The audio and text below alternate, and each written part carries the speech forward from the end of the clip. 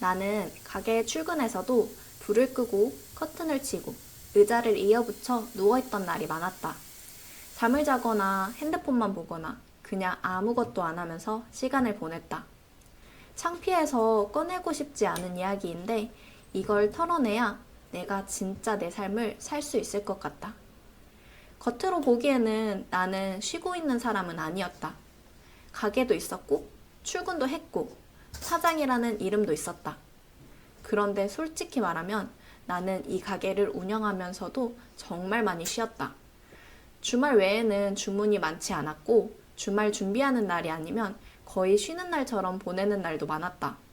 나에게는 일이 없어도 가게에 출근했다는 것 자체만으로 너무 큰 에너지가 필요했었다. 그래도 출근은 해야 했다. 내가 출근마저 안 하면 뉴스에서 자주 나오던 20대 쉬었음 청년이 되어버릴까봐. 난 무기력했고 회사에 취직하기도 싫어했으니까. 실제로 떡케이크 공방을 하기 전에는 쉬었음 청년에 가까웠기에 뉴스에 나오는 걱정 섞인 비난들이 무서웠다. 쉬었음 청년, 그 말이 나올 때마다 괜히 너무 찔리고 부끄럽고 수치스러웠다. 마치 나를 저격하는 말 같았다. 예전에 나는 너무 무기력한 사람이었다. 근데 또 웃긴 건 꿈은 너무 컸다. 일반적인 회사 생활을 하기는 싫었다. 그렇다고 나는 일을 못하는 사람은 아니었다. 오히려 눈치도 빠른 편이라 상사들이 좋아해 주셨다. 그러나 나는 나중에 나이가 들어서 그런 상사들처럼 되고 싶지는 않았다. 왜? 그건 멋이 없어 보였으니까. 내가 스스로 뭔가를 만들어서 그게 성과로 이어지고 성공하면 돈도 많이 벌고 그런 내가 되게 멋있을 것 같았다. 근데 현실에 나는 그 꿈이랑 너무 멀리 떨어져 있었다. 꿈은 큰데 움직일 힘은 없는 사람. 내가 딱 그랬던 것 같다. 가게를 운영하기 전에는 자영업자 유튜브도 많이 봤었다. 그때는 솔직히 이런 생각도 했었다. 왜 저런 마인드로 장사를 하지? 저러니까 망하지. 그런 생각들. 근데 내가 막상 당사자가 되어보니까 멘탈 잡는 게 너무 힘들었다. 나는 안 그래도 무기력함을 오래 가지고 살아온 사람이었으니까. 물론 공방을 운영하는 2년 내내 그랬던 건 아니다. 덜 무기력했던 시기에는 뭐라도 해보려고 노력했다. 다시 해보자는 마음으로 레시피도 수정하고 가게도 꾸며보고 체험단으로 홍보도 해보고 이번에는 진짜 달라져 보자고 생각했던 날들도 있었다. 또 금방 무너졌다. 자영업이라는 게 한두 번 한다고 성과가 바로 보이는 것도 아니고 내가 노력한 만큼 결과가 바로 따라오는 것도 아니니까 그게 너무 힘들었다. 내 인생은 덜 무기력한 나와 더 무기력한 나. 그 두 가지 사이를 계속 왔다 갔다 했던 것 같다. 어쩌면 나는 임신을 핑계로 가게를 폐업하고 싶었던 것 같다. 돈을 못 벌어서 가게를 폐업한다는 말은 너무 부끄러웠으니까. 이렇게 이야기하다 보니 나는 남들의 시선에 따라 삶을 선택해왔던 것 같기도 하다.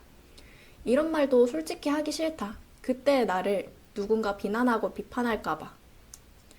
그렇다고 내가 불행했냐고 물어보시면 그건 또 아니다. 나는 행복했다. 남편이랑 보내는 시간도 좋았고 가게에서 예쁜 케이크를 만들 때도 좋았고 분명 행복한 순간들이 있었다. 그래서 더 이상했다. 나는 행복한데 왜 계속 무기력하지? 왜 계속 누워있고 싶지? 왜 나는 이렇게 쉽게 무너지지? 그게 나도 이해가 안 됐다.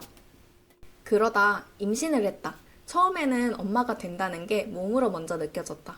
배가 조금씩 나오고 몸이 예전 같지 않고 태동이 느껴지고 그런 신체적인 변화를 하나씩 느낄 때마다 아, 내가 진짜 엄마가 되는구나 싶었다. 시간이 지날수록 몸만 변하는 게 아니라 마음도 같이 변하고 있다는 생각이 들었다. 나도 내가 왜 이렇게 변했는지 정확히는 잘 모르겠다.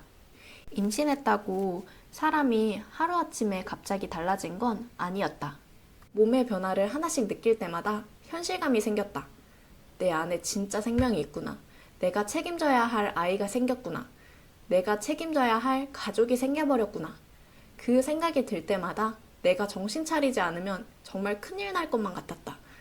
내 기분도, 내 생활도, 내가 먹는 것도, 내가 자는 것도 전부 빛이랑 연결되어 있는 것 같았다.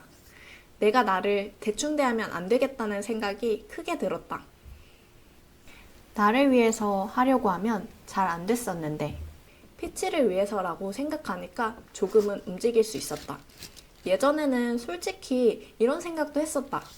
알바를 해도 굶어 죽지 않는 세상인데 부유하게는 못 살아도 그냥 대충 살면 되지 않을까? 근데 지금은 그 마음이 너무 많이 달라졌다. 이제는 나 혼자만의 삶이 아니니까. 물론 아직도 무기력한 습관은 남아있다. 계속 누워있고 싶고 아무것도 하기 싫고 그냥 핸드폰만 보고 싶은 마음이 아예 안 드는 건 아니다. 평생 무기력함을 가지고 살아서 그런지 습관처럼 남아있는 것 같다.